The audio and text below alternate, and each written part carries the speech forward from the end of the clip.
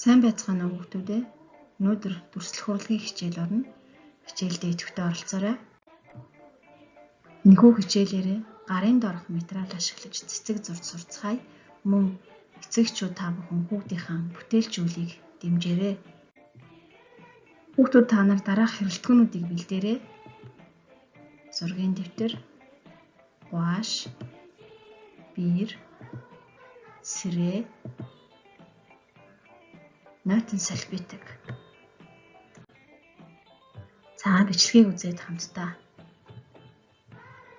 зураарай. Сэрээнийхээ артлыг өөрийн дуртай өнгөөр маш сайн битүү бодож өгнө. Удаа маш сайн бодож өгөөрэй хүүхдүүдээ. За ингээд будсан сэрээгээ дэвтэр дээрээ дарж өгнө. Дарахтаа маш сайн дарахгүй бол зураг маань сайн гарч өгөхгүй. Бас өөр ямар ч өнгө сонгож болно. Өөрийнхөө дуртай өнгөөрөө сэрээнийхээ артлыг маш сайн будаж өгөөд дарнаа.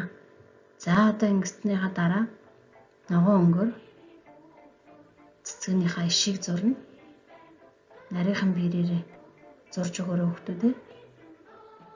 За мөн том навчийг цөөн дүүгээр хэлбэрт оруулан зурж будаарай.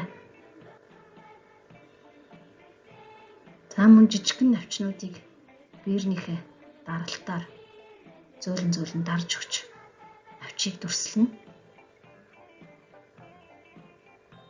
За ингээд бидний бүтээл бэлэн боллоо.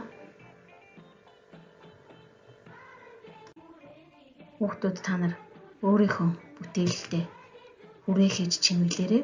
Удахгүй ээж нарын баярлах гэж байгаа учраас энэхүү цэцгээ ээжтэй бэлгэлээрэй. Ингээд хичээлдээ идэвхтэй оролцсон хүүхдүүдтэй баярлалаа.